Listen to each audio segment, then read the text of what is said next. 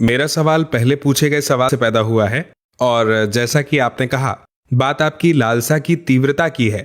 मेरा मतलब है, मान लीजिए मेरे अंदर बहुत सी चीजों के लिए डिसिप्लिन नहीं है, जैसे शांभवी को नियमित रूप से प्रैक्टिस करना। और मुझे लगता है कि अगर मेरे अंदर तीव्र इच्छा हो, अगर मैं ईमानदारी से इच्छा करूं, तो डिसिप्लिन या अनुशासन आ जाएगा।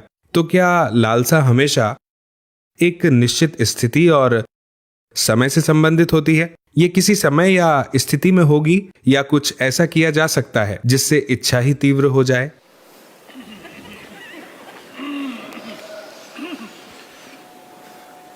आपको भूख लगे हुए कितना समय हो चुका है?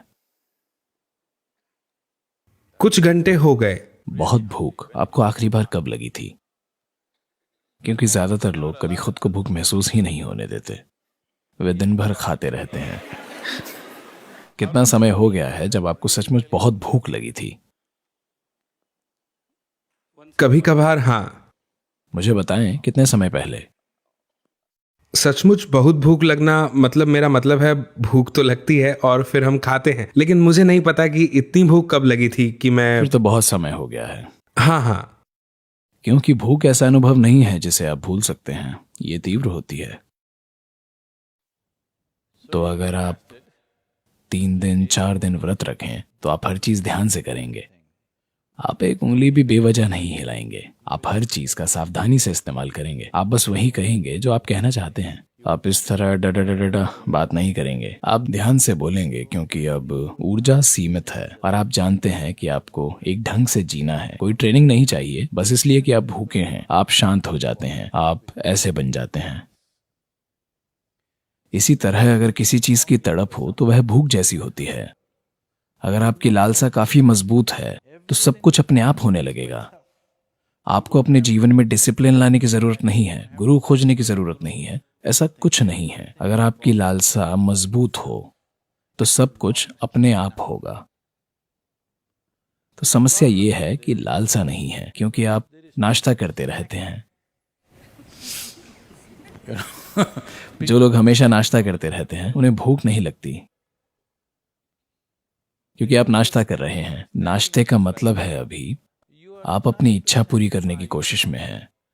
मनुष्य की लालसा असीम रूप से विस्तार करने की है, पर आप अपनी लालसा को खरीदारी से पूरा कर रहे हैं, या फिर क्रिकेट मैच देखकर, सिनेमा देखकर, किसी से बातें करके, कुछ पढ़कर, लाखों दूसरी चीजों से अपना ध्यान भटका रहे हैं। तो बस कुछ दिन ऐसे बिताएं, कुछ नहीं, बस अपने कमरे को सफेद रंग दें, ठीक है? आरामदायक कुर्सी चलेगी, आंखें खुली हों, नींद ना लें, सतर्कता और खुलापन रखें। ना कुछ पढ़ें, ना कुछ सोचें, कोई नई फिलॉसफी मत बनाएं, कुछ भी नहीं, बस बैठे रहिए। आप देखेंगे, शुरू में आपको ऐसा लग सकता है कि आप पागल हो रहे हैं, पर कुछ समय बाद आप साफ देख पाएंगे कि ये जीवन क्या चाहता है। ये आपके लिए 100% स्पष्ट हो जाएगा, बिल्कुल 100% स्पष्ट, कोई संदेह नहीं बचेगा। तो इसलिए हम जगह बनाते हैं, एक आश्रम बनाया जाता है, ताकि आप आकर इसका अपनी साधना के लिए इस्तेमाल करें। आप समझे? आप आए और कुछ समय लगाएं, 1 वर्ष में कम से कम 1 हफ्ता या 2 हफ्ते, बस इसके लिए, किसी और चीज के लिए नहीं। बस अगर आपको लगता है कि यह जीव सार्थक है, अगर आपको लगता है कि यह जीव ध्यान दिए जाने का हकदार है, आपको साल में कम से कम कुछ हफ्ते इसके लिए देने चाहिए। आपके लिए 50 हफ्ते, दुनिया के लिए 50 हफ्ते, और 2 हफ्ते सिर्फ आपके लिए।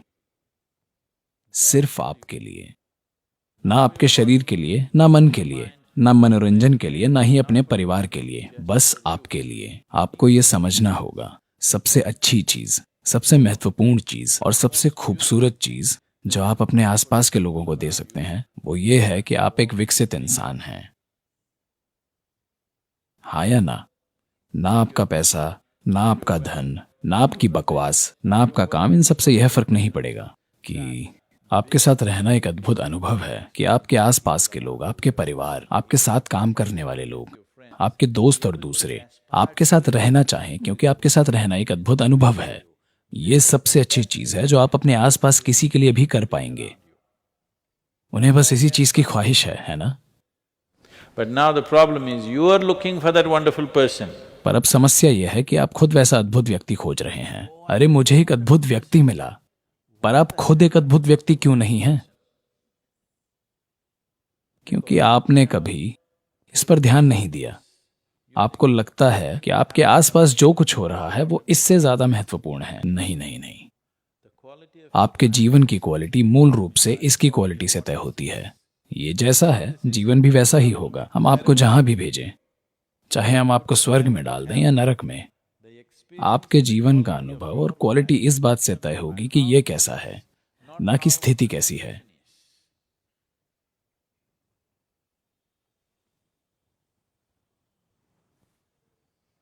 कुछ समय बिना नाश्ता किए बिताएं, तब आपको पता चलेगा कि भूख क्या होती है। जब आपको काफी भूख लगेगी तब आप भोजन की कीमत जानेंगे, है ना? वरना आप भोजन की कीमत जान ही नहीं पाएंगे कि भोजन क्या होता है। बस 24 घंटे मत खाएं, और फिर जब कोई आपको भोजन परोसता है उसे तुरंत मत गड़प जाएं। बस बैठे रहें, 2 मिनट रुकें, बस भोजन को देखें। ये देखें कि आपके लिए इसके क्या मायने हैं। भोजन जीवन है, थाली में बैठा जीवन। ये कोई कूड़ा नहीं है, ये कोई सामग्री नहीं है, कोई सामान नहीं है। भोजन जीवन है, आपका जीवन थाली में बैठा हुआ है ना।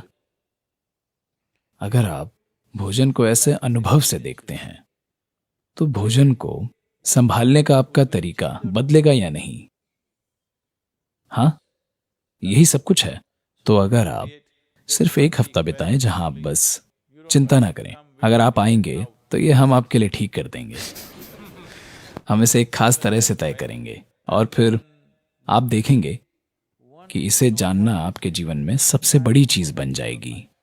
जब ऐसी तड़प जाग जाएगी तो बाकी सब तालमेल में आ जाएगा। स्वर्ग और नरक आपके अनुसार चलेंगे, वे आपके अनुसार चलने लगेंगे। अगर लालसा काफी बड़ी है तो इसे कोई नहीं रोक सकता। सब कुछ आपके साथ तालमेल में होगा। यही ब्रह्मांड का स्वभाव है। अगर ये एक चीज जो कि सृष्टि का स्रोत है जल उठे तो पूरा ब्रह्मांड आपके साथ खड़ा होगा, ना कि आपके खिलाफ होगा।